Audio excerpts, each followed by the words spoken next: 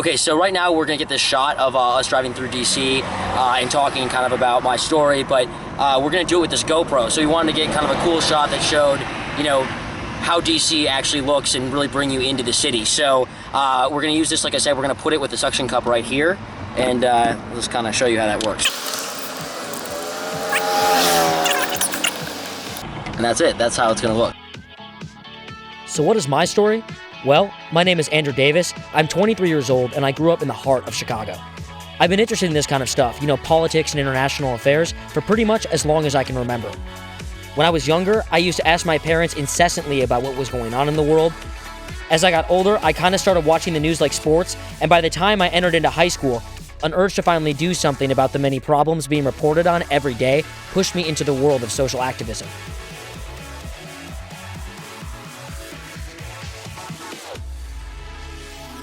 During my freshman year, a few friends, a teacher, and I decided to start raising money to build a well in a Kenyan village. I loved it, and soon we were doing more. We were financing entire schoolhouses, going to the villages ourselves, and working alongside community members to actually construct the projects we had raised money for. Caught by the bug of genuine, tangible change, I kept traveling whenever I could. I hit Kenya again, China twice, Jordan, India, Turkey, South Africa, and more. And along the way, I met countless other young people just like my friends and I. Young people who were refusing to wait to bring about the change that they wanted to see in the world. It didn't take me long to realize that I was watching a movement of millennial social activism unfold right before my eyes. And the crazy thing was, we weren't even adults. Kids who were too young to drive were flying across continents and into disaster areas. They were raising thousands of dollars, delivering food, building classrooms and homes, and financing health clinics. It was extraordinary.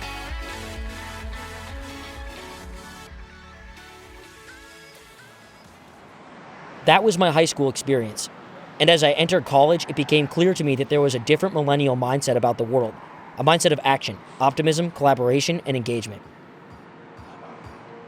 Are millennials feeling too entitled at work? Have their parents been telling them how great they are and buffing up their self-esteem for so many years? Now they have to get out in the real world and they're bored. Pundits can make sly remarks about us as the Daily Show or the BuzzFeed generation, but I had already seen that we had something more to offer, and I wanted to figure out exactly what it was. So I dove into all of this at Johns Hopkins University, where I was pursuing a degree in international studies. What was this millennial mindset? What would this coming millennial era look like? What power would we have as young Americans to make positive change in this era? And, most importantly, what would be our generation's defining contribution to the world? My brain chomped on these crucial questions every day. They chose my courses for me, invaded my mind while I was at parties, and motivated me to read the volumes of information assigned by our professors. And finally, I started to arrive at some answers. What would this coming millennial era look like? It would move faster. It would be about supercharged globalization, an explosion of technology, and a unique opportunity to decentralize power. It would cherish originality and organic creativity. It would be about fluidity, constant change, and ever-emerging opportunity. But it would also be about democracy, inclusion, local governance, and active, responsible citizenship. And it would be about building a stronger international community. A society of peoples who, despite differing nationalities, lived, worked, and created together. And as a creative, ambitious, and collaborative group of people ourselves, Americans, especially young Americans, were uniquely suited to find success in this already unfolding 21st century world. But none of this success was guaranteed.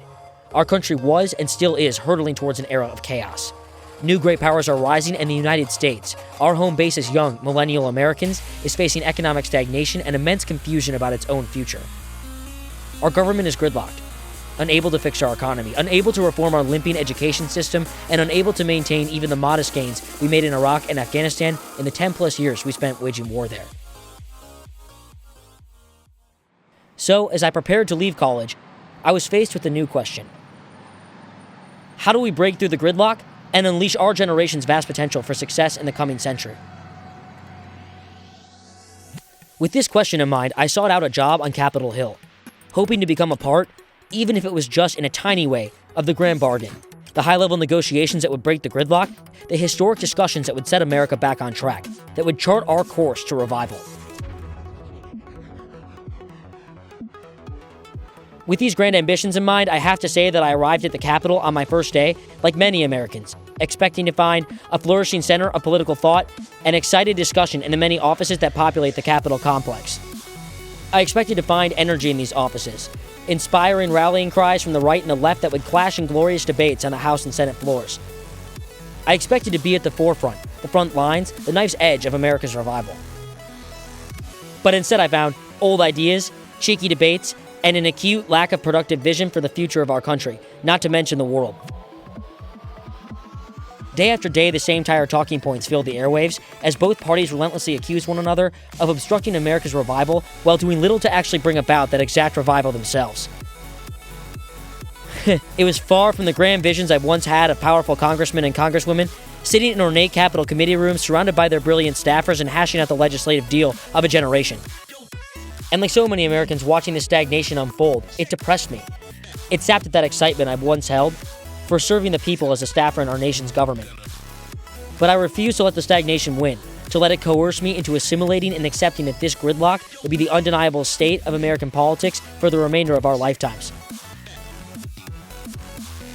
So after getting off of work at 6 or 7 every night, I would go home, think, write, and try to come up with new ideas about how someone like me could begin addressing these problems. My plan was to brainstorm, to articulate my impulsive thoughts into well-thought-out ideas, and then to act.